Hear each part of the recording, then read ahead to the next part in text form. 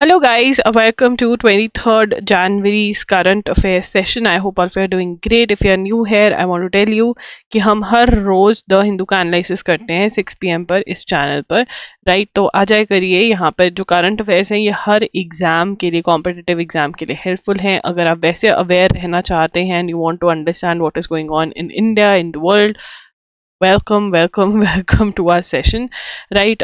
So yeah, let's get started with today's session. अगर आपको कोई भी डाउट है तो हम हर संडे को डाउट सेशन लेते हैं, ठीक है। कोई प्रेप रिलेटेड डाउट है तो आप पूछ सकते हैं इन द कमेंट सेक्शन। एंड अगर आपको कॉन्सेप्ट मतलब कोई भी टॉपिक मैंने पढ़ाया है उसके अंदर डाउट है तो वो लास्ट 7 डेज के ही लिए जाते हैं, बिकॉज मैं उनके ही डाउट्स लूंगी जो कंसिस्टेंट हैं, वो are watching the videos regularly. तो लास्ट 7 डेज के डाउट्स ही मैं लूंगी, और अगर ऐसे मैं सारे डाउट्स लेने लग गई तो फिर तो मेरा पूरा संडे इसमें निकल जाएगा। तो लास्ट 7 डेज के doubts yes I am taking, ठीक है। कोई भी प्रेप रिलेटेड डाउट है तो आप पूछ सकते हैं इन द कमेंट्स।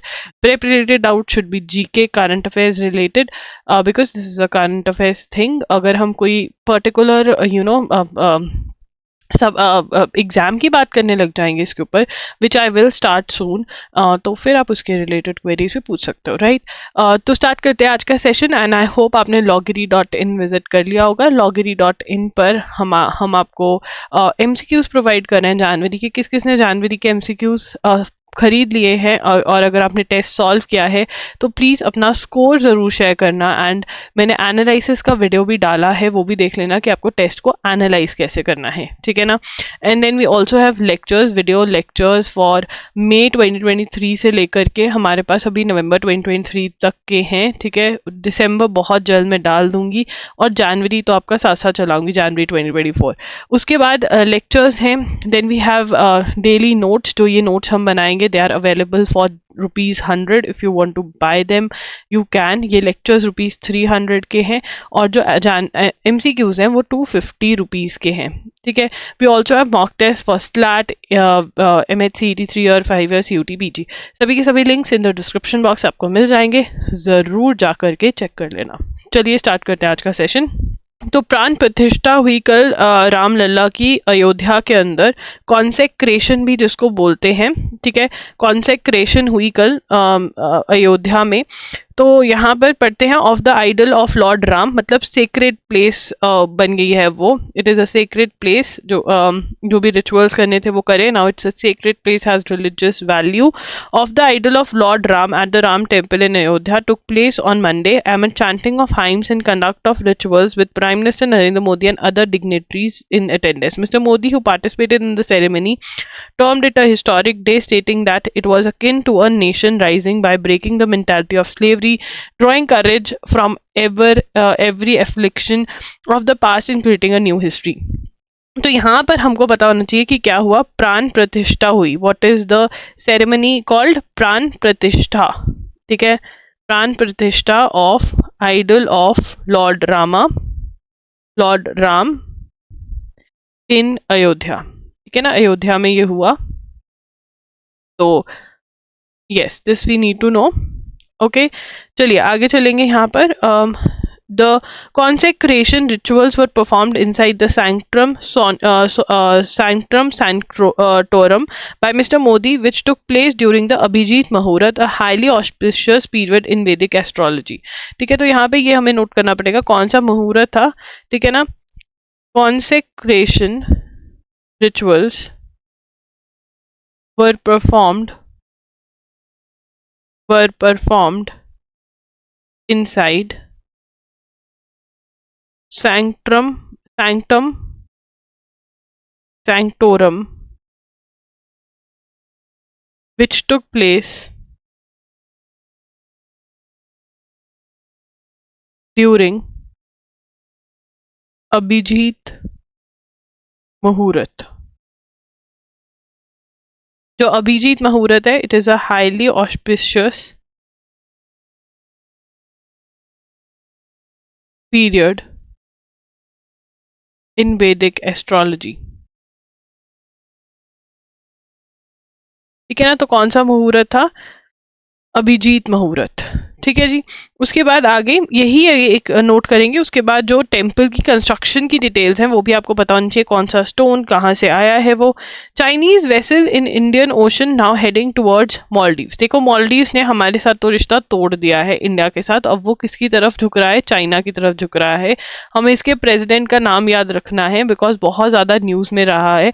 एंड अगर आपको मालदीव्स वाली स्टोरी नहीं पता है तो आई थिंक पूरा first half of January I was reciting the story again and again. बच्चे कमेंट कर देंगे कि मालदीव्स का जो मैंने मेजर पार्ट है वो कहाँ पे नोट्स में बन रहा है। डिफरेंट डिफरेंट डेट्स को हमने कॉन्सेप्ट डिस्कस किया है मालदीव्स वाला, तो आप चेकआउट कर सकते हैं। मैं सारी स्टोरी दोबारा अब नहीं समझाऊंगी, ठीक है। The Chinese research vessel Xiang Yang Hong is entering the Indian Ocean and heading to Maldives according to open source intelligence observers and maritime tracking portals. ठीक है, तो कौन सा वाला जा रहा है, Chinese research vessel. Chinese research vessel, तो ऑब्वियसली हमारा खतरा होता है ये हमारी भी इंफॉर्मेशन चोरी करने की कोशिश करते हैं चाइना वाले, ठीक है ना। पहले ये श्रीलंका में जाते थे, अब इनका यहाँ पे इनके साथ बन गया है, तो ये वो कर रहे हैं। Is entering Indian Ocean and headed to Maldives. ठीक है ना, डेस्टिनेशन मालदीव्स है इसकी। ठीक है, कौन सा वो है, ये वाला वेसल है, रिसर्च वेसल है चाइना का। बस इतना ही पता होना चाहिए, इससे ज्यादा कुछ नहीं। हमको कोई प्रॉब्लम होती है क्योंकि ये हमारा सामान इंफॉर्मेशन जो भी है निकालने की कोशिश करते हैं जो हमें अच्छा नहीं लगता है। Supreme Court on Friday decided to examine if all border states have to be treated alike while demarcation of the area of jurisdiction of the border security forces. तो बॉर्डर सिक्योरिटी फोर्सेज का ना area होता है कि यहाँ तक border security forces की चलेगी, इनको स्पेशल पावर दी जाती है, ये सेंट्रल यूनिट है, ठीक है। Court was hearing a dispute raise by state of Punjab against centre for extending, ठीक है, Supreme Court to hear dispute by Punjab against centre extending BSF's jurisdiction from 15 kilometer to 50 kilometer from India-Pakistan border।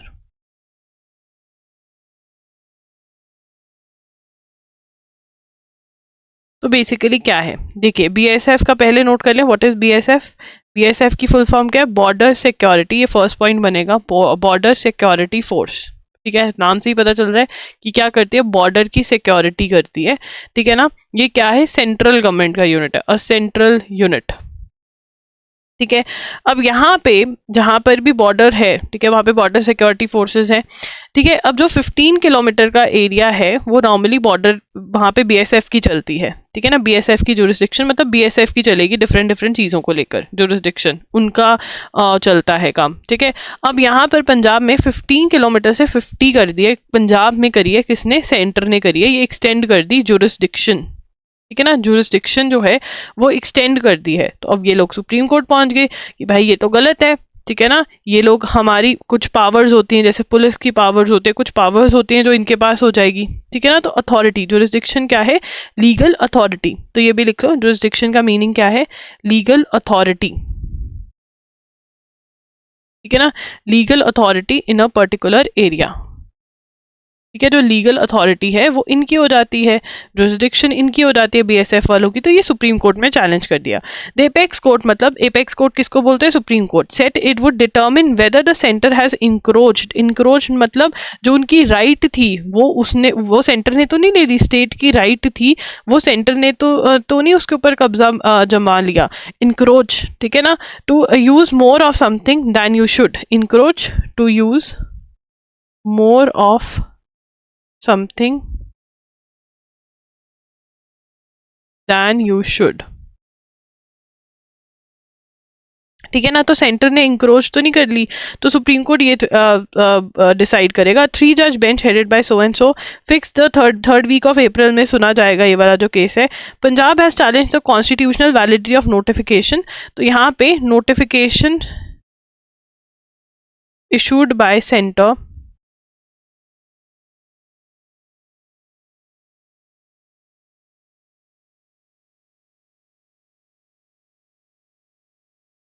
ठीक है ना, extending the reach of BSF to 50 kilometre by invoking, कौन से act के अंदर? Invoking section 139 of BSF act 1968. The provision authorities the center to confer powers and duties on members of, अब ये section 153 जो है ये क्या कहते हैं, ये भी लिखेंगे, provision authorizes center to confer powers and duties on members of any central acts, on members of powers and duties on members of any, मैं स्क्रीन पर देख रही थी ऊपर, और member duties on members of the, इसको पहले नोट करते हैं फिर obviously we are going to go back, फटाफट से नोट कर लो, BSF force in respect of central acts. अब ये करते क्यों? तुम कहोगे कि भाई स्टेट की पावर क्यों ले रहे हैं ये, क्यों, इनको क्या पड़ी है?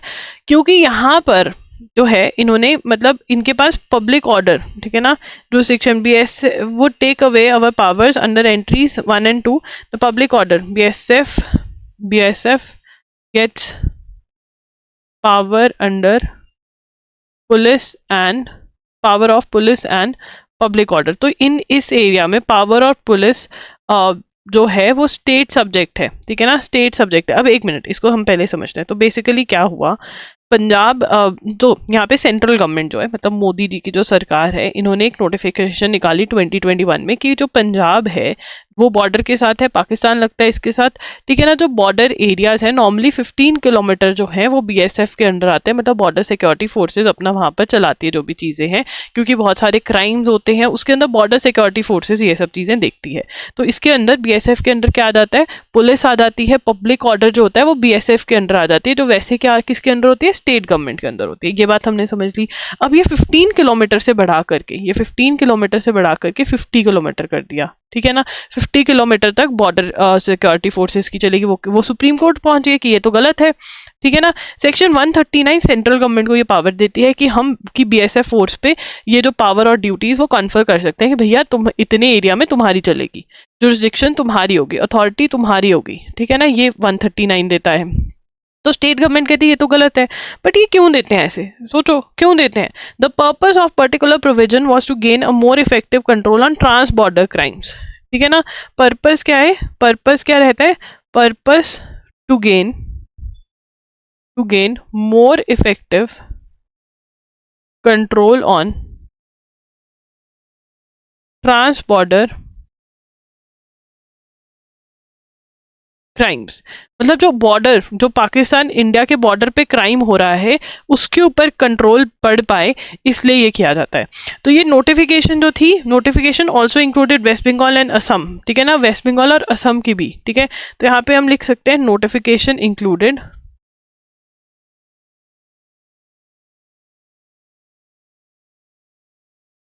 वेस्ट बंगाल एंड असम, ठीक है जी। समझ में आ गया, कितना कर दिया पंजाब का, 15 से 50। अब इसके बाद Ayodhya city gets its first of its kind solar powered catamaran ferry in India, ठीक है, सोलर पावर, ठीक है ना। तो इंडिया के अंदर पहली सोलर पावर जो फेरी है वो कहाँ आई है, अयोध्या, ठीक है। तो ये लिखेंगे Ayodhya, Ayodhya city gets its first solar powered gets the powered ferry in India. India में पहला सिटी जहां पर सोलर पावर्ड फेरी आई है अयोध्या। ये क्वेश्चन हो सकता है, ठीक है ना, किसकी है ये, ठीक है ना, रा सोर्स प्राइवेट लिमिटेड की है, ठीक है। कहाँ पे चलेगी, प्लाई ऑन सारियू रिवर। तो अयोध्या के पास कौन सी नदी लगती है, सारियू। ये बहुत ज्यादा इंपॉर्टेंट है, ठीक है। उसके बाद फाइनेंस कमीशन का क्या काम होता है? फाइनेंस कमीशन का क्या काम होता है? फाइनेंस कमीशन का क्या काम होता है बेटा जी? फाइनेंस कमीशन का काम होता है टू रेकमेंड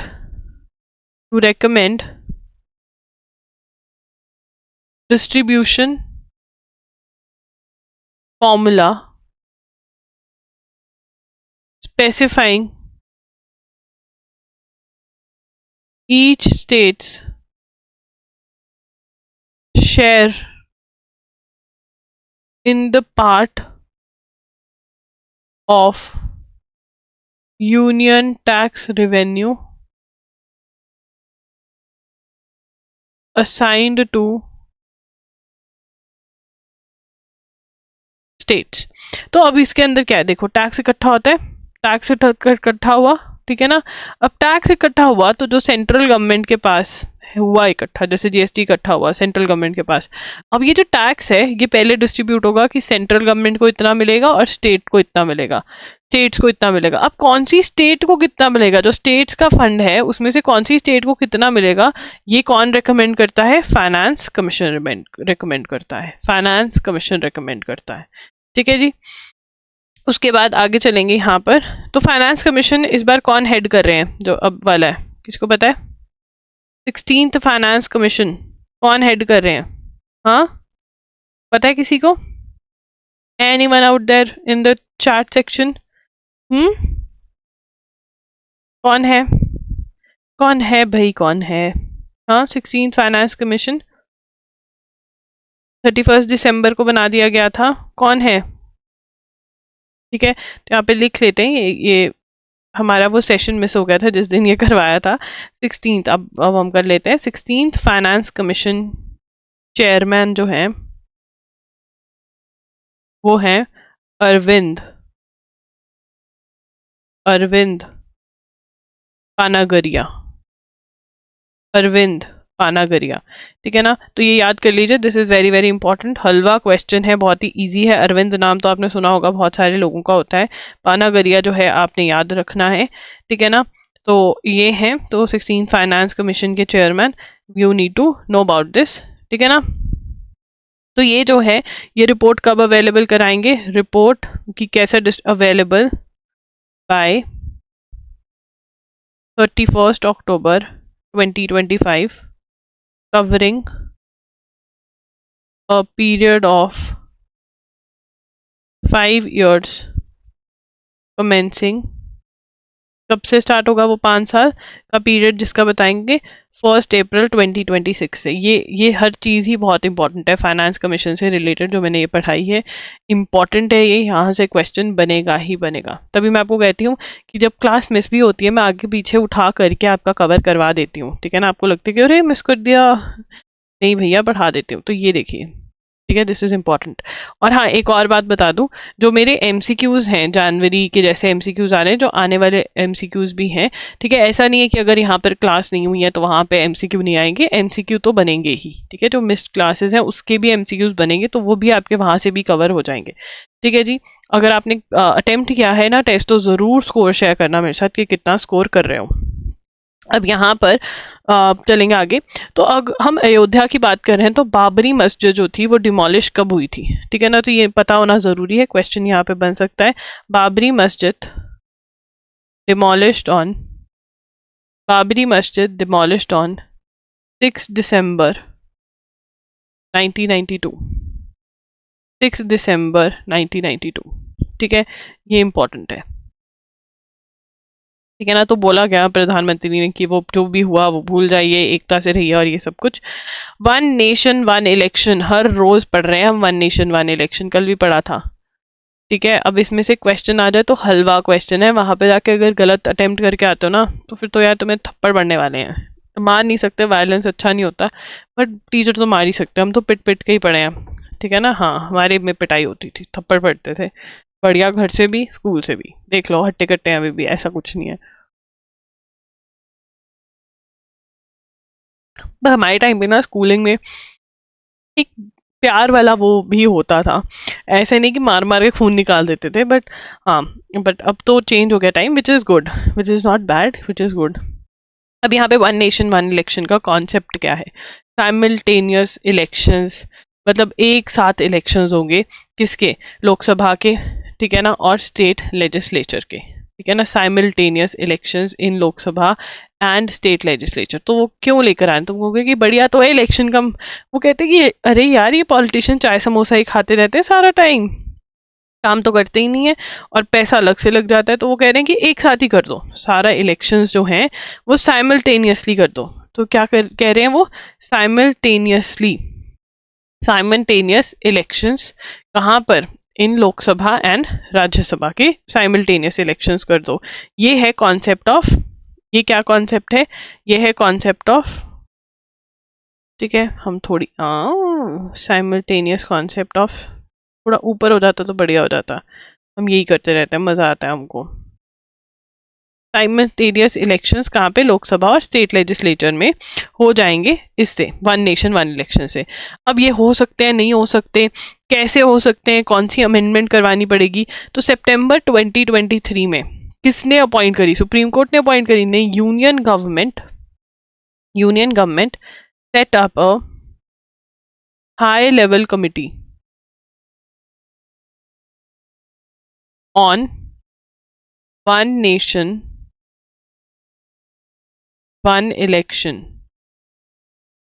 ठीक है, headed by, under former president कौन होते हैं? जो पहले हुआ करते थे, under former president Ram Nath Kovind, under former president Ram Nath Kovind, ठीक है, ये इंपॉर्टेंट है। अब ये भी क्वेश्चन आ सकता है ये सेटअप किसने करी थी? यूनियन गवर्नमेंट ने सेटअप करी है कि वन नेशन वन इलेक्शंस हो सकते हैं या नहीं हो सकते, ठीक है। हमने कल क्यों पढ़ा था वन नेशन वन इलेक्शन के बारे में? क्योंकि इन्होंने लोगों से पूछा कि होने चाहिए वन नेशन वन इलेक्शन, 20,000 लोगों से पूछा, 20,000 लोगों से पूछा, तो 81% लोगों ने कहा कि वन नेशन वन इलेक्शन सही कॉन्सेप्ट है, ठीक है। 20,000 लोगों से पूछा, 81% ने कहा वन नेशन वन इलेक्शन सही कॉन्सेप्ट है, ठीक है। अगर लिखना चाहते हो ये लिख सकते हो 81% वाला भी।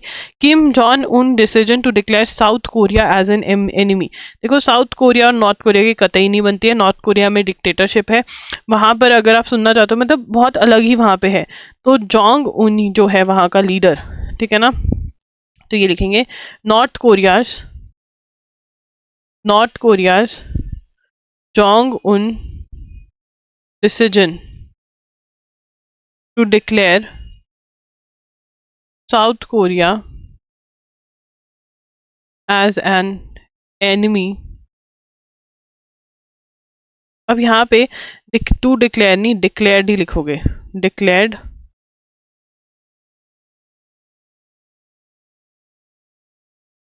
South Korea as an enemy. तो अब यहाँ पे एनिमी डिक्लेयर कर दिया तो क्या हुआ? सबसे पहले तो क्वेश्चन बन सकता है ये हुआ। दूसरी चीज यहाँ पर मतलब कि वो कोई पीसफुल यूनिटी अबेंडन कर दिया, उसने खत्म कर दिया कि यार पीसफुल यूनिटी ये सब तो हम हो ही नहीं सकता, ये तो हमारा दुश्मन देश है, इसको हम दुश्मन की तरह ही ट्रीट करेंगे। ये नॉर्थ कोरिया ने कहा है साउथ कोरिया के बारे में। साउथ कोरिया के साथ कौन कौन है इस जंग के अंदर? साउथ कोरिया के साथ है यूएसए है, ठीक है ना, जापान है, ये इसके साथ है, और ये नॉर्थ कोरिया के साथ इनकी यूएसए और जापान की नहीं बनती है, ठीक है। North Korea was open to, अब यहाँ पे ये हिस्ट्री के बारे में बात कर रहे हैं, ठीक है ना, हिस्ट्री ऑफ रिलेशंस के बारे में बात कर रहे हैं। तो यहाँ पे वो कह रहे हैं कि नॉर्थ कोरिया, ये लिख लेते हैं, North Korea was open to diplomatic engagement, to diplomatic engagement to diplomatic engagement with the South and US with the South and US. In 1994, it reached the agreed framework. It reached the agreed framework with Clinton, जब Clinton president थे America के administration, ठीक है। तो यहाँ पर question ये बनेगा कि कब मतलब ये हो गए थे कि हाँ चलो ठीक है हम दोस्त बन जाते हैं, नॉर्थ कोरिया अग्रीमेंट के लिए रेडी हो गया था, एंड इसके अंदर it agreed to freeze the operation and construction of its nuclear reactors.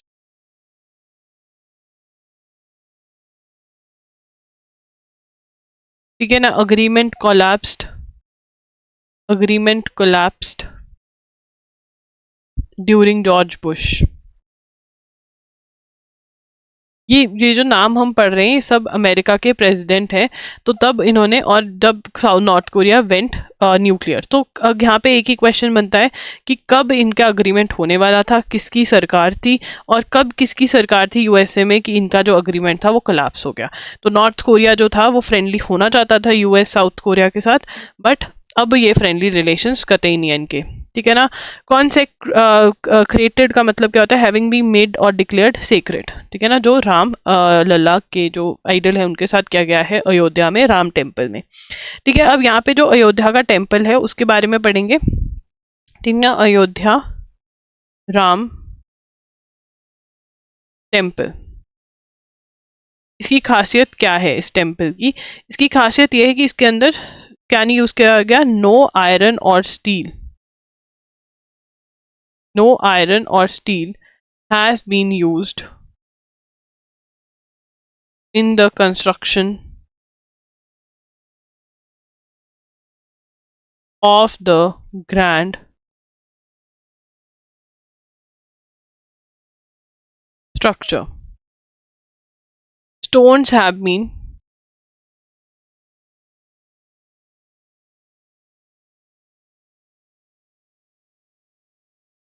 कहाँ से लाए हैं? बांसी पहाड़पुर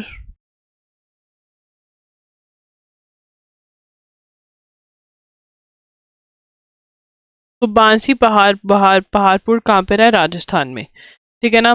तो डेटीज जो हैं Lord Hanuman ji, peacocks, flower pattern, ये सब काफ किए गए हैं। 3 स्टोरी है। ठीक है ना, 3 स्टोरीज है। ठीक है, टेम्पल कॉम्प्लेक्स इज बिल्ट, अब ये इंपॉर्टेंट है, टेम्पल कॉम्प्लेक्स built in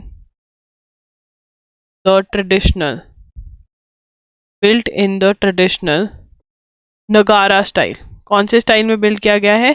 नगारा स्टाइल में बिल्ड किया गया। ये इंपॉर्टेंट है, this is important. It has 44 gates, 44 gates हैं इसके। ठीक है, उसके बाद around the temple is rectangular periphery called Parkota, जो कि साउथ इंडियन टेम्पल्स में होता है, वो इसमें भी है। ठीक है ना, पास में ही शिव जी का टेम्पल है कुबर तिला, उनको भी मतलब वहां पर भी गए थे मोदी जी। 70% ऑफ कॉम्प्लेक्स जो है, 70% of complex will be green area. ठीक है ना, ग्रीन एरिया जंगल जैसा टाइप पे होगा, वो छोड़ा गया इसमें। 600 ट्रीज होंगे। चलिए आगे चलते हैं। तो कुछ ऐसा सा दिखता है Ram temple. 2.7 acres of area है। ठीक है, 57,400 square feet built up area है। ठीक है, डोनेशंस कलेक्टेड 3500 करोड़, अभी तक 1800 करोड़ जो है कंस्ट्रक्शन में लग चुका है। 3 फ्लोर्स हैं, 12 gets in the temple.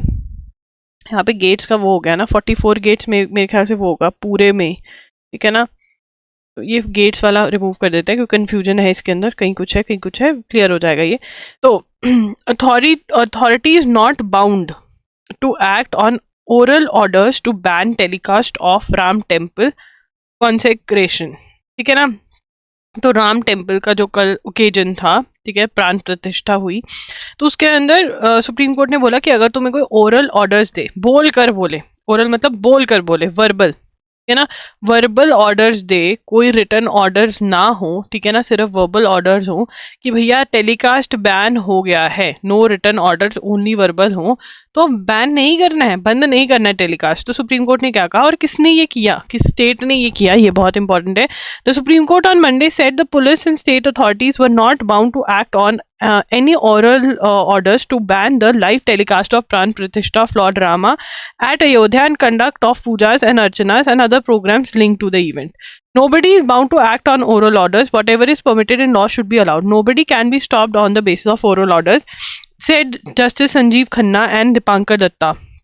The order was passed on the basis of a petition claiming that Tamil Nadu Chief Minister M.K. Stalin has ordered an oral order to the state police to ban the live telecast of Pran Pratishtha in the state and conduct pujas and archanas to celebrate the event. The petition had sought to quash the oral order. ठीक है ना? अब यहाँ पर हम story सुनेंगे पहले कि हुआ क्या, सुप्रीम कोर्ट ने बोला क्या. सुप्रीम कोर्ट ने क्या बोला? Supreme court told police and state authorities that they were not bound by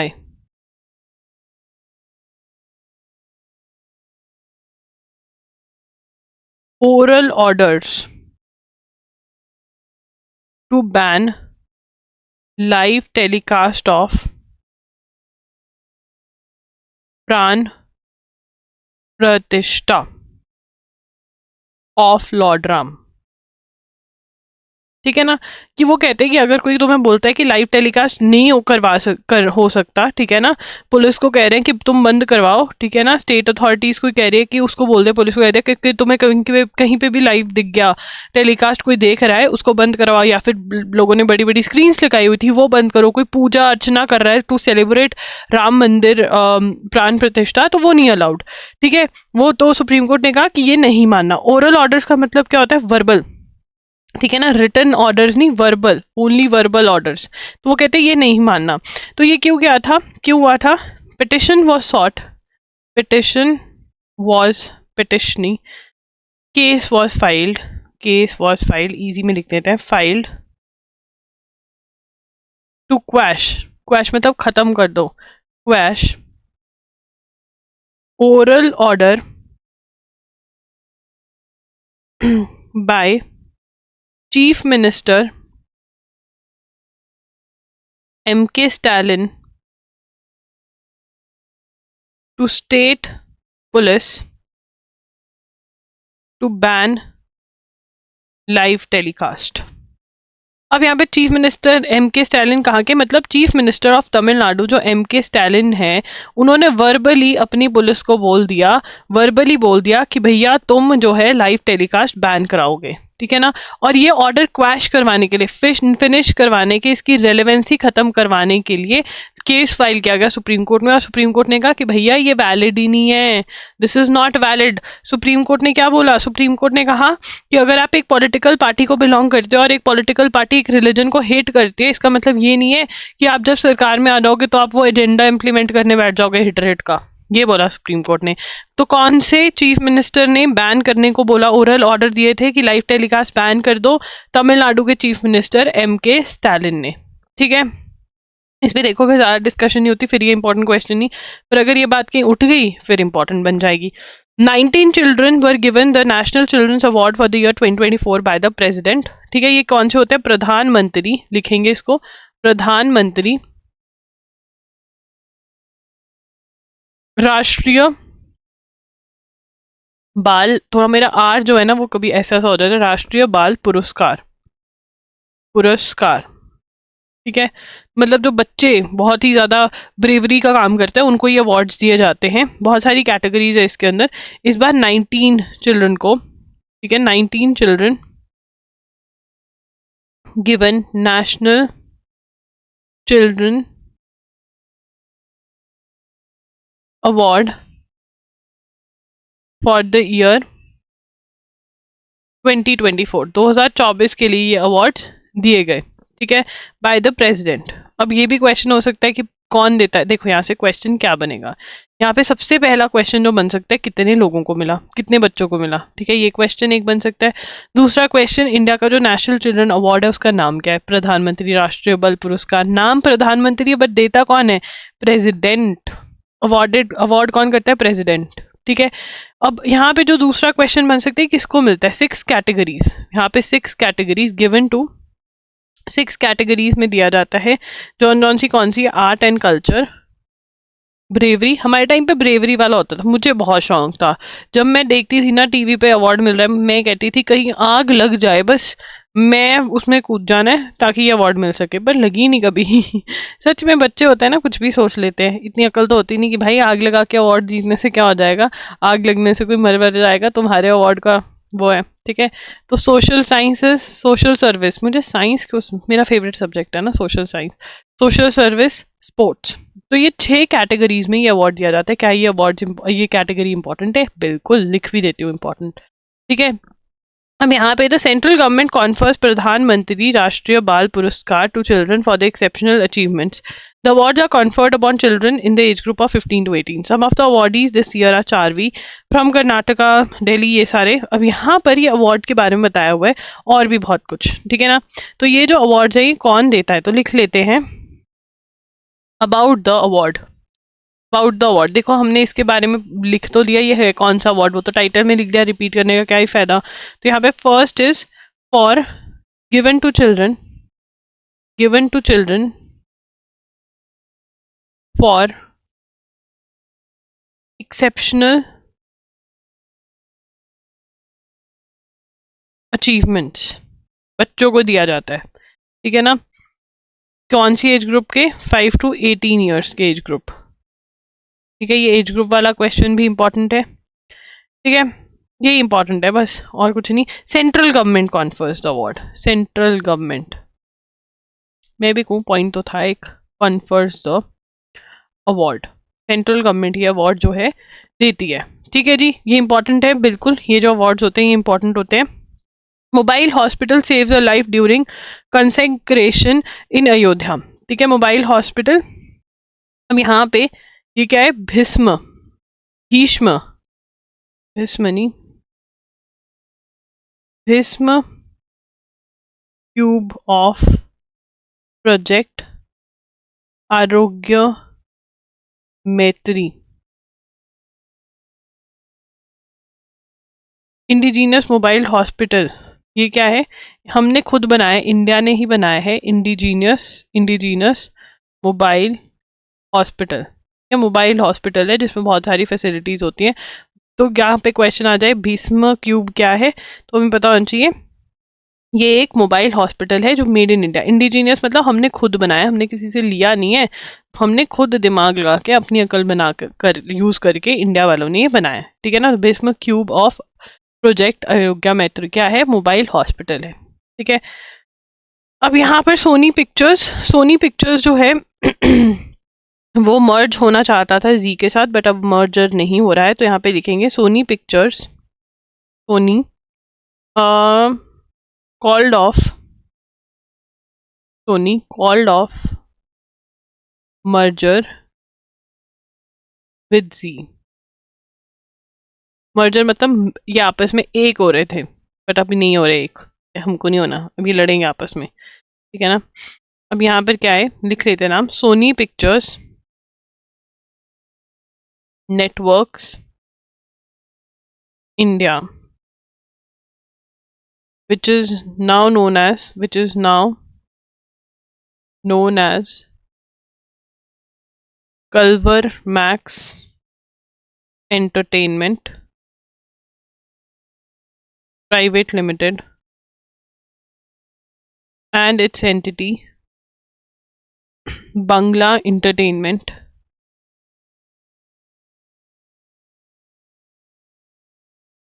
Private Limited, that is BEPL, called off, called up नहीं, called off $10 billion merger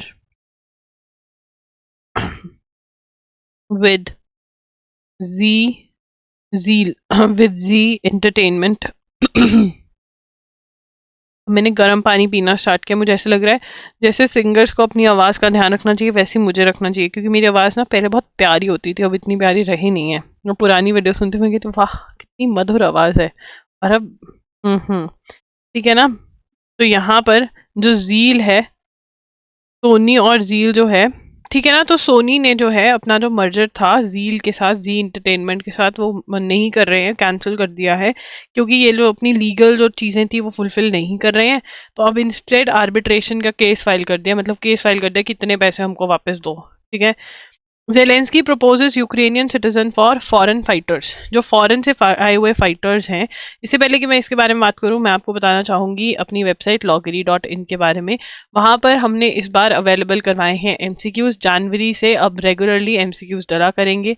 आप ये एमसीक्यूज जरूर सॉल्व करें, ठीक है ना। ये ₹250 के हैं, बट ये बहुत ज़्यादा यूजफुल है। अगर आप क्लास के साथ साथ या फिर सिर्फ और सिर्फ एमसीक्यू सॉल्व भी कर लेते हैं तब भी आपका बहुत फायदा हो जाएगा। साथ साथ करे में तो देखो यार मजा ही आ जाएगा, फिर तो प्रिपरेशन ही अलग लेवल की होगी, ठीक है। आप हमारे वीडियो लेक्चर्स भी खरीद सकते हैं करंट अफेयर्स के।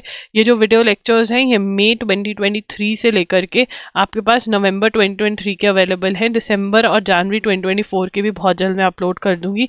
ये डेली नोट्स जो मैं बना रही हूँ ये भी आपको अवेलेबल होता है ₹100 में, ठीक है ना, पर मंथ। ठीक है, वीडियो लेक्चर्स जो हैं ये ₹300 के हैं पर मंथ। और जो मॉक टेस्ट अवेलेबल है हमारे पास वो है, फ्लैट का मॉक टेस्ट अवेलेबल है, MHCT 3 ईयर 5 ईयर का मॉक टेस्ट अवेलेबल है, और CUT PG का मॉक टेस्ट भी अवेलेबल हमारे पास है। ठीक है, जरूर चेकआउट करना loggery.in, link is in the description box. ठीक है, अगर आप जानना चाहते हो अबाउट एनी ऑफ दीज, अगर आप जानना चाहते हो about video lectures, about daily notes, ठीक है, इन सब के बारे में तो मैंने सबकी वीडियोस करी हुई हैं जिसके अंदर मैं बता रही हूँ कि और क्या क्या डिटेल में मिलता है। वो आपको मिल जाएगा लिंक डिस्क्रिप्शन बॉक्स में इन वीडियोस का, तो आप चेकआउट कर सकते हैं। ठीक है जी, चलिए यहाँ पर अब बात करते हैं जेलेंस्की की। तो अब रशिया के अंदर देखिए, जैसे ही वॉर यहाँ पर स्टार्ट हुई रशिया यूक्रेन के बीच में, तो यूक्रेन के बहुत सारे जो लोग थे वो इधर उधर चले गए, ठीक है। ऑब्वियसली वो कहीं और सेटल हो गए, बहुत लोग पोलैंड, जो नेबरिंग कंट्रीज थे, कनाडा चले गए बहुत सारे लोग, और वहाँ पे सेटल हो रहे हैं धीरे धीरे, तो कंट्री खाली भी हो गई है। बट हाँ, जो मेल्स थे उनको मूव आउट नहीं होने दिया था, एंड बहुत सारे फाइटर सोल्जर्स की जरूरत थी, तो दूसरे कंट्रीज से भी लोग आए जिन्होंने लड़ाई करी, ठीक है। और उनके लिए अब वो कह रहे हैं कि हम सिटीजनशिप ओपन कर रहे हैं। नोट करने की जरूरत नहीं है, अगर आगे इस चीज का डिस्कशन होगा फिर हम नोट कर सकते हैं। Iran and Pakistan announced on Monday that their ambassadors would resume their duties. तो देखिए, ईरान और पाकिस्तान में एक छोटी सी लड़ाई हुई प्यार भरी, अब वापस से ये लोग मतलब अपना दोस्ती को लेकर आ रहे हैं, ठीक है। अब ईरान और पाकिस्तान का जो डिटेल्ड मैंने थोड़ा सा डिटेल में हमने पढ़ा था, आई थिंक संडे को पढ़ा हुआ है। डिटेल्ड जो है वो संडे को होगा, नहीं तो कोई भी कमेंट करके बता देना यार, जो रेगुलर हैं बच्चे वो कमेंट करके बता देना, मैं पिन कर दूंगी कमेंट को, वो आप वहां से नोट्स अपने कंप्लीट कर सकते हैं। तो जैश अल अदल जो ग्रुप है, ठीक है ना, ईरान ने किसको स्ट्राइक किया, ईरान टारगेटेड कौन सा ग्रुप, जैश एल अडल, ठीक है ना। हमने जैश एल अडल की भी डिटेल्स पढ़ी थी, ये कैसा आया था कैसा नहीं, ठीक है ना। Formed in 2012, the group is blacklisted by Iran, ठीक है। ये जो ग्रुप है ये फॉर्म कब हुआ, formed in 2012, group blacklisted by Iran, ठीक है। बस इतना ही पता होना चाहिए आपको, बाकी जो डिटेल मैंने करवाया हुआ है वो वहां से आप पढ़ लेना। The Taliban are restricting Afghan women's access. देखिए, जो तालिबान है, ठीक है ना, अफगानिस्तान में जो तालिबान आया है, तालिबान क्या था, it was a terrorist organisation, ठीक है ना। अब ये जो टेररिस्ट ऑर्गेनाइजेशन थी, ठीक है ना, वो एक बड़ी कंट्री के कंट्रोल में आ गई, अफगानिस्तान, अफगान जो है इनकी कंट्रोल में आ गया, ठीक है ना। अब ये जो है ये मुस्लिम लॉज कहते हैं, ये अपने फॉलो करते हैं इस्लामिक लॉज जो हैं, जो कि बहुत ही स्ट्रिक्ट लॉज हैं, जिसके अंदर मोस्टली जो वुमेन हैं उनके ऊपर बहुत सारी रिस्ट्रिक्शंस हैं, जैसे कि स्कूल नहीं जाने देते हैं एक पर्टिकुलर एज के बाद, ड्रेस कोड है, ठीक है, सैलॉन्स और ये सब कुछ बंद कर दिए हैं। अब कह रहे हैं कि अगर एक वुमेन को जॉब करनी है, जॉब के लिए मैरिड होना जरूरी है, अगर मैरिड नहीं है तो जॉब नहीं करने देंगे, ऐसा सा कुछ जो है तालिबान कर रहा है अफगानिस्तान में। तो ये आपको पता होना चाहिए, बहुत सारी रिस्ट्रिक्शंस है वहां पर। Jammu CSR lab finds cannabis compound that has antibiotic effects. तो यहाँ पे लिखेंगे कैनबिस, भंग बोलते हैं जिसको, शायद मैं मतलब I am not sure about it, but भंग ही बोलते हैं कैनबिस को हिंदी में। Cannabis has cannabis has the potential to fight against antibiotic resistance, ठीक है ना। अब यहाँ पे क्या है, कैनबिस के पास पोटेंशियल है कि वो क्या कर सकता है, फाइट कर सकता है एंटीबायोटिक रेजिस्टेंस। एंटीबायोटिक रेजिस्टेंस क्या है, अब देखो, एंटीबायोटिक रेजिस्टेंस यहाँ पे बहुत प्यार से समझाया हुआ है, तो फर्स्ट पॉइंट हम ये लिखेंगे सबसे पहले, इसकी full form anti microbial resistance, that is AMR। क्या है AMR, क्या है AMR? AMR is a major health concern worldwide. अरे यार ये नहीं लिखना, थ्योरी का आंसर थोड़े लिख रहे हैं. Refers to when bacteria, viruses, fungi, fungus, parasites no longer respond to medicines used to treat them.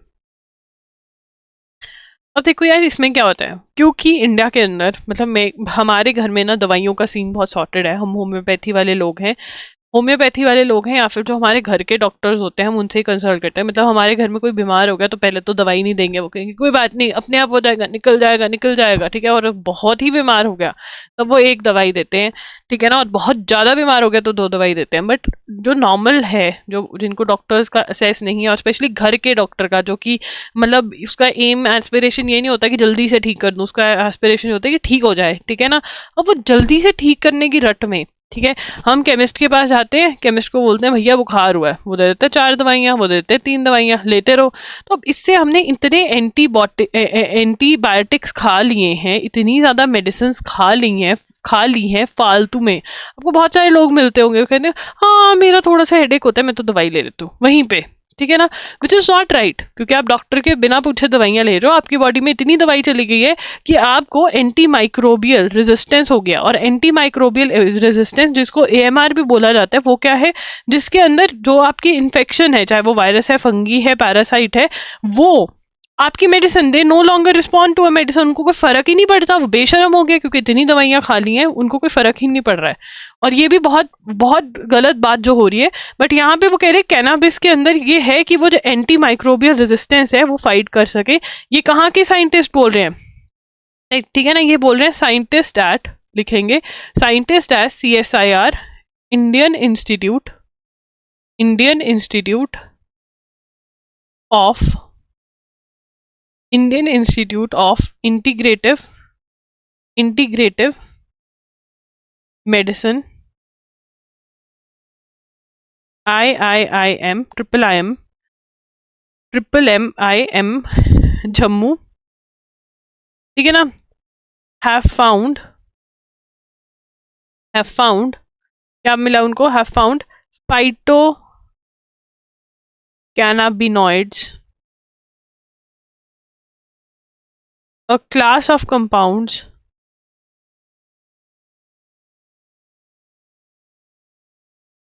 found in cannabis plant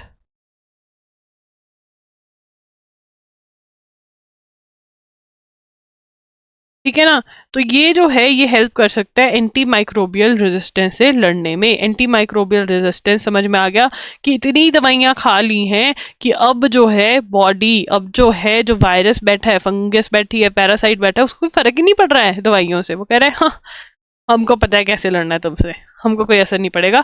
but यहाँ पे कैनाबिस के अंदर कुछ ऐसी एंटीबायोटिक ऐसा कुछ मिला है कि वो एंटीबायोटिक बायोटिक रेजिस्टेंस जो है इसके साथ लड़ने में इंडिया की हेल्प कर सकता है. और ये किसको मिला है, किसको मिला है, CSR India institute of integrative medicine जो कि जम्मू में है, उन लोगों को मिला है. क्या दीदी मुझे ये याद करने की जरूरत है, फाइटो कैनाबिनॉइड्स नहीं, ये याद कर लो बस कि किसको मिला है, ठीक है. ये वाला जो पार्ट है कौन याद करेंगे, क्यों लिखवा है, ये क्लाट वाले याद कर ले, ओनली क्लाट वाले, ये जो लास्ट की 3 लाइनें हैं, ठीक है ना. कोई बच्चा था एक कौन सा कुक कुक करके, उसको जानना था कि क्या आता है, ये आता है भैया, ऐसा एक्स्ट्रा जो है वो भी पढ़ना है, बाकी सारा भी पढ़ना है. Sachin Tendulkar and Yuvraj Singh will play a charity T20 match for one world one family cup, ठीक है. चैरिटी T20 मैच खेला उन्होंने, सचिन तेंदुलकर खेल चुके हैं, कल खेला. Sachin Tendulkar and Yuvraj Singh will play charity T20 match for one world, one family cup, ठीक है ना। तो इसके अंदर क्या करेंगे, contest will raise funds for health care and education of needy है उनके लिए, ठीक है ना। Needy across more than 30 nations, ये तो सही है। The union government has formed, अब किसी बच्चे को इसमें डाउट भी था, संडे वाली डाउट मैंने सेशन में भी ये समझाया था, तो इसको आओ दोबारा से समझ लेते हैं, ठीक है ना। सब कैटेगराइजेशन क्या है, सब कैटेगराइजेशन, सब कैटेगराइजेशन क्या है। तो सब कैटेगराइजेशन, अब यहाँ पे पहले लिखेंगे यूनियन गवर्नमेंट, पहले लिखते जाओ फिर हम समझते जाएंगे। हैज फॉर्म्ड अ, किसने फॉर्म करी है, union government has formed a high level committee chaired by, कौन हेड कर रहा है, chaired by cabinet secretary to evaluate and work out a method for the equitable distribution of benefits, schemes and initiatives to most backward communities among 1200 scheduled caste across the country। तो यहाँ से मेरे बच्चों question क्या बन सकता है, सबसे पहले सब कैटेगराइजेशन का कॉन्सेप्ट तो मैं समझा के भेजूंगी, पहले रट्टा मरवा दूं, क्वेश्चन निकलवाना ना, समझाना भी है, ठीक है। यूनियन गवर्नमेंट ने एक हाई लेवल कमिटी बिठाई है, जिसको हेड कौन कर रहे हैं, कैबिनेट सेक्रेटरी का, क्या करेंगे, वो मेथड वर्कआउट करेंगे कि कैसे equitable distribution of benefit, schemes and initiative हो सकता है for most backward classes, most backward communities in SC across the country. कि क्या सिस्टम बने कि जो मोस्ट बैकवर्ड कम्युनिटीज हैं शेड्यूल कास्ट के अंदर, उनके तक हम बेनिफिट पहुंचा सके, वहां तक हम बेनिफिट पहुंचा सके। तो यूनियन गवर्नमेंट ने बनाई है, कौन हेड कर रहे हैं, क्या काम दिया है, ये तीनों ही चीजों में से क्वेश्चन आ जाए तो कोई हैरानी की बात नहीं है, हलवा क्वेश्चन है, ठीक है ना। Supreme court across the country, ठीक है ना। अब यहाँ पे क्यों कर रहे हैं, ठीक है ना। अब ये आपको दी तो ये शेड्यूल कास्ट को रिजर्वेशन, और क्या चाहिए, यहाँ पर प्रॉब्लम आ गई है, ठीक है ना। जो schedule caste across the country, ठीक है, जो मोस्ट बैकवर्ड है, डिवाइड आ गया है बीच में, जो एससी कम्युनिटी है, उसके अंदर कुछ डोमिनेंट कम्युनिटीज आ गई हैं और कुछ बैकवर्ड ही रह गई हैं। कुछ कम्युनिटीज जो डोमिनेंट हैं, जो वेल सेटल्ड हैं, जिनके पास सब कुछ है, वो ही अब यूज कर रही हैं शेड्यूल कास्ट के बेनिफिट्स।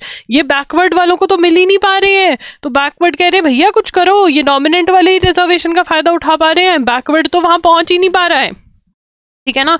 तो इस चीज के लिए सब कैटेगराइजेशन का कॉन्सेप्ट लेकर आ रहे हैं कि अगर शेड्यूल कास्ट है, ठीक है ना, यहाँ पर हम एक एग्जाम्पल लेते हैं, ठीक है। और हाँ यार, किसी का ईमेल आया था कि तुम सब कैटेगराइजेशन शेड्यूल कास्ट समझा रही हो, ठीक है ना, ये गलत बात है, ऐसे बात नहीं कर सकते। मैं कॉन्सेप्ट समझा रही हूँ, मैंने शेड्यूल कास्ट को कुछ नहीं कहा, ठीक है ना। अगर इतनी दिक्कत आ रही है मत सुनो, ठीक है।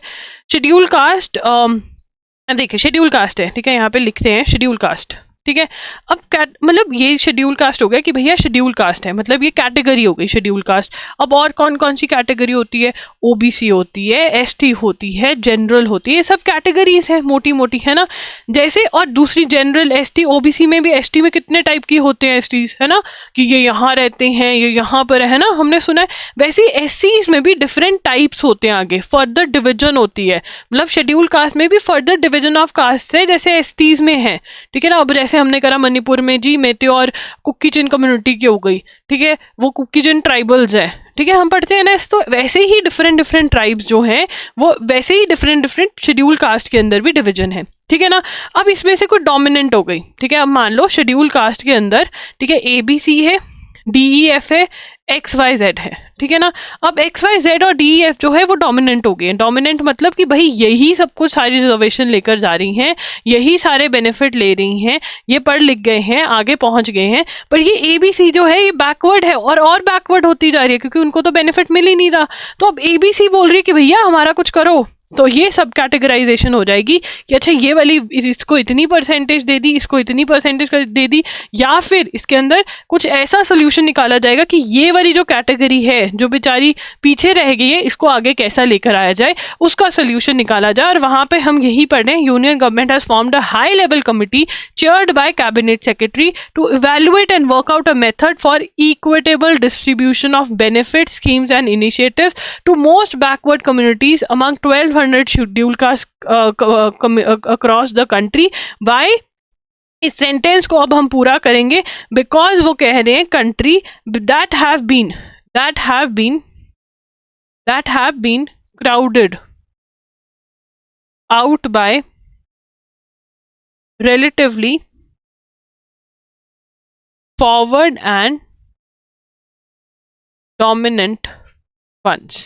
ठीक है ना, जो फॉरवर्ड और डोमिनेंट थे उन्होंने ये कब्जा कर लिया इस चीज पे। ठीक है, अब ये बात कहां से स्टार्ट हुई? The committee formation is the result of, committee क्यों बनी? ठीक है, ये सेकंड पॉइंट बनेगा, कमिटी फॉर्मेशन, जो ऊपर committee formation is the result of meeting of PM with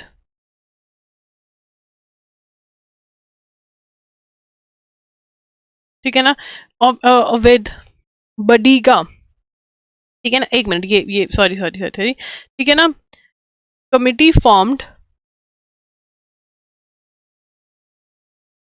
because PM Modi promised to look into the demand for subcategorization of scheduled castes raised by Madiga community, Madiga community। ठीक है ना, तो मडीगा community कौन है? अब तो मडीगा कम्युनिटी ने बोला कि भाई हमको ये दिक्कत आ रही है, जो दिक्कत मैंने तुम्हें समझाई, तो PM ने कहा मैं इसमें देखूंगा, और देखने के लिए ही PM ने क्या बिठा दिया, कैबिनेट सेक्रेटरी के अंडर हाई लेवल कमेटी बिठा दी कि बताओ इक्विटेबल डिस्ट्रीब्यूशन बैकवर्ड क्लासेस में और डोमिनेंट क्लास में कैसे इक्विटेबल डिस्ट्रीब्यूशन ऑफ रिसोर्सेज हो सकती है, ऑफ बेनिफिट्स हो सकती है। अब यहाँ पे मडीगा कम्युनिटी बहुत इंपॉर्टेंट होगी, मडीगा कम्युनिटी बहुत इंपॉर्टेंट होगी। तो मडीगा कम्युनिटी क्या है? What is Madiga community? ठीक है, मडीगा कम्युनिटी है कहाँ से? मडीगा कम्युनिटी जो है बेटा जी, मडीगा कम्युनिटी लिख के हो रही हूँ मैं, ऊपर से ही क्रॉस एरो मार देती हूँ। Madiga community belongs to in the comment section, belongs to Telangana, belongs to Telangana state. ठीक है ना, Madiga community constitutes at least 50% of SC population in Telangana.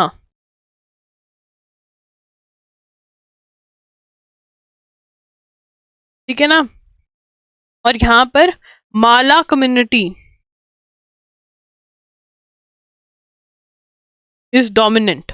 ठीक है, वो कह रहे हैं कि हम पॉपुलेशन में हम डोमिनेंट है, बट माला कम्युनिटी ज्यादा जो यहाँ पर है, जो SC है, वो ले जाती है हमारे बेनिफिट्स। ठीक है ना, अब क्या किसी भी स्टेट में ये करने की कोशिश नहीं करेगी?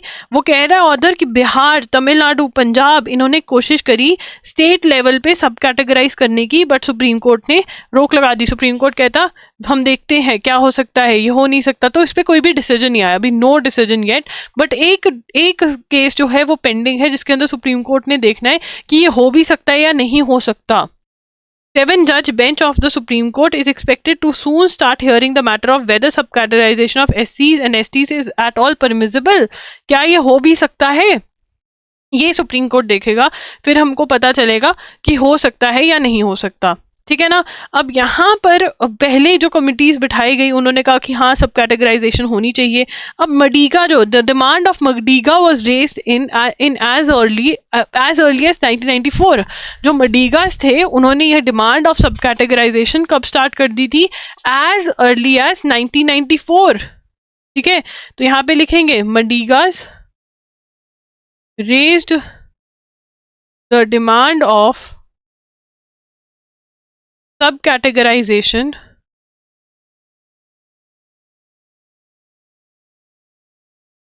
इन 1994 में डिमांड कर दी थी। ठीक है ना।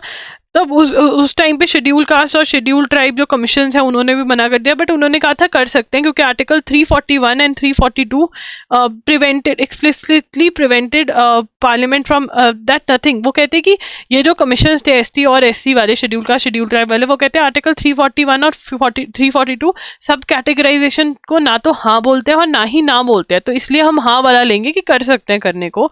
The articles vest the power of notifying SC and ST list with the president of India and of creating the list with parliament with no specific instruction। तो यहाँ पे ये बात नहीं पता है कि सब कैटेगराइजेशन की बात नहीं हो सकती है, तो पहले ये देखना पड़ेगा हो सकती है या नहीं हो सकती। हमको मडीगास के बारे में पढ़ना है, सब कैटेगराइजेशन का समझ में आ गया कि एससीज के अंदर कुछ डोमिनेंट आ गए हैं। डोमिनेंट मतलब वही फायदा ले रहे हैं, जितना भी स्कीम्स वगैरह आ रहे हैं दूसरों को तो मिल ही नहीं रहा है, तो वो कह रहे हैं कि भाई सब कैटेगराइजेशन करो। तो इसी के लिए इसी की रिसर्च करवाने के लिए बिठाया गया है सेक्रेटरी, कैबिनेट सेक्रेटरी के अंदर इस हाई लेवल कमिटी को।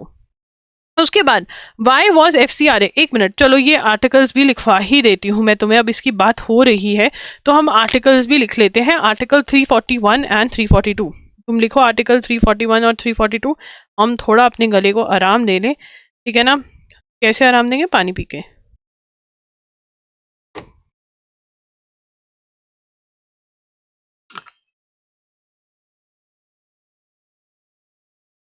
तो यहाँ पर देखेंगे article 341 of Indian constitution authorizes the president to declare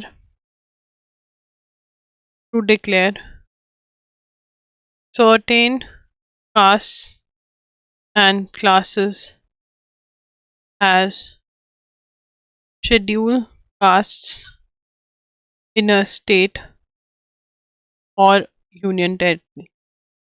ठीक है ना। और वैसे ही आर्टिकल 344 342 जो है वो एसटी की बात करता है। ठीक है ना, तो ये पता चल गया। अब यहाँ पे FCRA दोबारा आ गया। बाय गॉड, FCRA हमारा पीछा नहीं छोड़ रहा है, नहीं छोड़ने वाला है FCRA पीछा हमारा। ठीक है, FCRA की पहले फुल फॉर्म, यहाँ से क्वेश्चन एक्सपेक्टेड है। अब 100% पक्का हो गया ये, 100% पक्का मतलब मोस्ट एक्सपेक्टेड क्वेश्चन, मतलब हलवा। ठीक है, तो यहाँ पे फॉरेन कंट्रीब्यूशन रेगुलेशन एक्ट 2010, ये है FCRA की फुल फॉर्म। ठीक है, ये क्या है? इसने कैंसिलेशन कर दी। ठीक है, registration of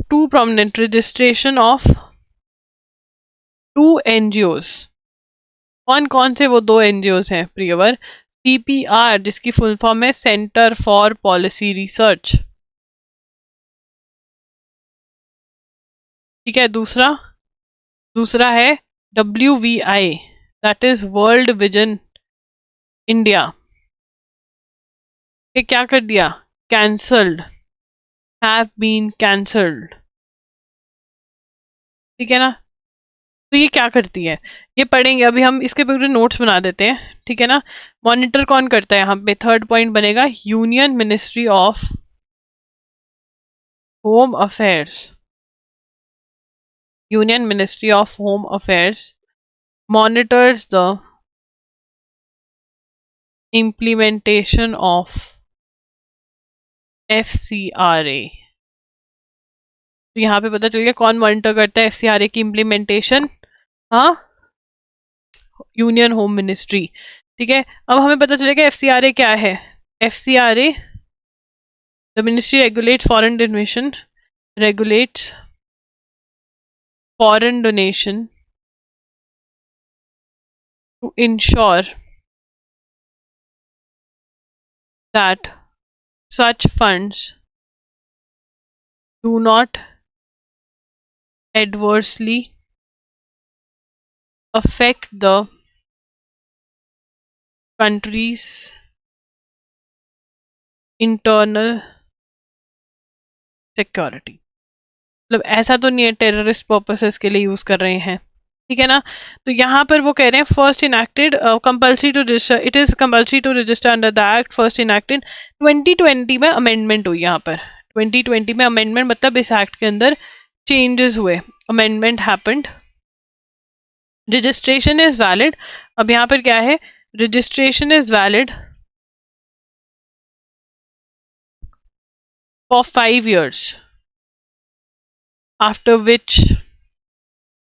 which NGO has to apply for renewal, है ना। उसके बाद 5 साल के लिए वैलिड होता है तो लाइसेंस मिल जाए। मैंडेटरी फॉर ऑल, अब ये क्या है, mandatory for all such NGOs, ठीक है, who receive foreign contribution। ये कॉन्सेप्ट हम पहले भी पढ़ चुके हैं। सबसे पहले FCRA की फुल फॉर्म क्या है, FCRA की फुल फॉर्म क्या है, FCRA की फुल फॉर्म है foreign contribution and regulation act 2010। Registration of 2 NGOs जो है वो कैंसिल कर दी गई, सस्पेंड नहीं बेटा जी, कैंसल्ड कर दिया, ठीक है ना। कौन सी, CPR जिसकी फुल फॉर्म है सेंटर फॉर पॉलिसी रिसर्च, और दूसरी क्या है WVI, वर्ल्ड विजन इंडिया, ठीक है। यूनियन होम मिनिस्ट्री जो है इसको देखती है, FCRA इंप्लीमेंट करती है। FCRA जो है क्यों है, ठीक है ना, कि इंटरनल सिक्योरिटी इंश्योर करने के लिए, ये नहीं कि कोई बाहर से हमको पैसा भेज रहा है हमारे देश में और हमारी जो सिक्योरिटी है उसको इंटरेस्ट में डाल रहे हैं। सिक्योरिटी कैसे इंटरेस्ट में डाल दे सकते हैं बेटा जी, ऐसा हो सकता है टेररिज्म पर्पसेस के लिए पैसा भेज रहे हैं, दंगे फसाद कराने के लिए पैसा भेज रहे हैं, हो सकता है ऐसा। चाइना चाहता है इंडिया के अंदर राइट्स हो, बिल्कुल। पाकिस्तान चाहता है, चलो पाकिस्तान तो गरीब ही बड़ा है, वो क्या ही पैसे देगा, बट चाइना, ठीक है। बहुत सारी कंट्रीज ऐसी हैं जो चाहती हैं कि इंडिया में डिस्टर्बेंस जो है वो बनी रहे, उनको बहुत फायदा होता है अगर इंडिया में डिस्टर्बेंस होती है, ठीक है। 2020 अमेंडमेंट हैपन, 2020 के अंदर इस एक्ट में अमेंडमेंट हुई। अब यहाँ पे जो रजिस्ट्रेशन है वो 5 साल के लिए वैलिड है, 5 साल के बाद आपको दोबारा से रिन्यू करवाना पड़ता है, और ये मैंडेटरी है फॉर ऑल दोज NGOs। किन NGOs के लिए मैंडेटरी है, जिनको फॉरेन कॉन्ट्रीब्यूशन रिसीव करने का है, ठीक है। अब यहाँ पर थ्रो FCR, अब यहाँ पर ये क्यों कैंसिल हुआ, इनके लाइसेंसेस MHA ने क्यों, अब यहाँ पे क्वेश्चन आ सकते हैं किसने, होम मिनिस्ट्री ने लाइसेंस कैंसिल किया, बिकॉज वही तो देख रही है ये सब कुछ, तो होम मिनिस्ट्री ने कैंसिल करे। Home ministry alleges that CPR diverted foreign donations to protest and legal battles against developmental projects. तो उन्होंने क्या कहा, वाई वॉज इट कैंसल्ड, यहाँ पे मुझे लगता है एक रीजन मिल रहा है, वाई कैंसल्ड, क्यों कैंसिल किया, ठीक है ना। अब यहाँ पे वो कह रहे हैं कि भैया तुम गलत काम के लिए इस्तेमाल कर रहे थे। CPR diverted foreign donations to fund protests and legal battles against developmental projects. अब तुमको ले, कौन नहीं चाहते इंडिया डेवलप हो, तुम चाहते हो इंडिया डेवलप हो। यूरोप में भी बहुत सारी कंट्रीज हैं, पूरे वर्ल्ड में बहुत सारी कंट्रीज हैं जो नहीं चाहती इंडिया की डेवलपमेंट हो। आज भी अगर तुम फॉरेन के न्यूज़पेपर उठा के देख लोगे, तुम्हारे अगर कोई बाहर रहते हैं जो कि रहते होंगे, उनसे अगर पूछ लोगे, अगर वो इंडिया वाला साइड नहीं पढ़ते होंगे, इंडिया के साथ नहीं कनेक्टेड होंगे, सिर्फ वहाँ के न्यूज़पेपर पढ़ रहे होंगे, तो वो इंडिया के बारे में कुछ ऐसा बोलेंगे आपके, हाँ नहीं हो रहा भाई यहाँ पे ऐसा, क्यों, क्योंकि वो नहीं चाहते इंडिया डेवलप हो। तो अगर कोई सच में फंड कर रहा है प्रोटेस्ट और लीगल बैटल कि हमारे डेवलपमेंट प्रोजेक्ट्स ना बन पड़े, तो बहुत ही गलत बात है, इनके ऊपर सच में रोक लगाना चाहिए। बट अगर गवर्नमेंट इनको जानबूझ के रोक लगा रही है वो भी गलत है। तो ये अब देखेंगे क्या सही है क्या गलत। बट अगर सच में ये हो रहा है कि डेवलपमेंट प्रोजेक्ट्स रोकने के लिए ये यूज करें तो फिर सही है, ठीक है ना। And misuse fund to effect India's economic interest, ठीक है, ये करा जा रहा है। फिर करंट अफेयर्स प्रोग्राम में नहीं वो हो सकते इन्वॉल्व, उसमें CPR इन्वॉल्व हुआ है। WVI का इन्होंने बताया नहीं है मेजर रीजन क्या है। तो ये जो रीजन है ये पता चला है कि ये फंड कर रहे थे कि डेवलपमेंट ना हो सके तो चलो केस कर दिया, रुकावटें पैदा कर रहे थे, ठीक है जी। तो loggery.in आप विजिट कर सकते हो, वहाँ पे हमारे लेक्चर्स जो हैं वो लाइव हैं, वो आप देख सकते हैं। लेक्चर्स खरीद सकते हैं, MCQ ज़रूर खरीदें। अगर MCQ का टेस्ट आपने दिया है तो कमेंट बॉक्स में मेंशन करके जाए आपका कितना स्कोर आ रहा है, टेस्ट नंबर लिख के जाएं और स्कोर भी ज़रूर मेंशन कर जाएं, ठीक है जी। तो यस, अगर आपको सेशन अच्छा लगा हो तो आपको पता है आपको क्या करना है। पहले तो हर रोज 6 PM पे यहाँ पर आना है, एवरी डे 6 PM। कौन कौन आएगा, कौन कौन, यस यस यस लिख के जाओ, अटेंडेंस मार्क करके जाओ एडवांस में। 6 PM पे हर रोज आना है यहाँ पर। इस सेशन को लाइक करना है, आते ही लाइक ठोक देना है। सब्सक्राइब करना है इस चैनल को। हम अभी 25,000 हो जाएंगे इस साल। हमने ट्राई करना है कि कुछ 70-80,000 हो जाए, ताकि अगले साल तक तो हम सिल्वर प्ले बटन आ जाए हमारे पास एक और, ठीक है। 25,000 सब्सक्राइबर्स हमारे हो जाएंगे और हर बच्चे ने अपने हर दोस्त को बताना है इसके बारे में, करंट अफेयर्स के बारे में, कि मैं तो यहाँ से पढ़ता हूँ, मैं तो एजुकेरियन हूँ, ठीक है। एंड अगर कुछ बाय करना है तो आप कर सकते हैं। हमें बेसिक सपोर्ट के लिए आप ये वाला चीज़ तो ज़रूर बाय करें, इससे हमें सपोर्ट हो जाएगी, हम फाइनेंशियली सही ढंग से इस चैनल को पूरे साल चला पाएंगे। जब मैं ये बोलती हूँ इसका मतलब ये नहीं है कि मैं ये चैनल बंद कर दूंगी या मैं फ्री में पढ़ाना बंद कर दूंगी, नहीं। अगर मुझे सपोर्ट मिल जाएगी तो मुझे ईजी हो जाता है, ठीक है ना। क्योंकि कुछ वक्त साल में ऐसा आता है जब इस चैनल से सच में हमें कुछ नहीं आता है, मतलब बहुत ही कम, इतना कम होता है, क्योंकि ऑब्वियसली जब एग्जाम्स आते हैं तभी आप लोग आते हो, तो ये कंट्रीब्यूशन हमें हेल्प कर जाएगी। नहीं तो आप ये तो खरीद ही सकते हैं, ये भी खरीद सकते हैं, जो भी खरीदना है, ठीक है। एंड गाइस, कमेंट्स करा करिए भर भर के। जो आपके कमेंट्स होते हैं उससे दो चीज़ें होती हैं, एक तो कोई नया व्यूअर आता है, न्यू व्यूअर आता है, तो उसको लगता है कि हाँ यार अच्छा है, एक बार क्लास अटेंड करें। दूसरा, मुझे बहुत मोटिवेशन मिलती है, तो मुझे मोटिवेटेड रखने के लिए कमेंट्स भर भर के करा करो। Thank you for your support. Bye bye, मिलेंगे कल 6 PM पर। Take care.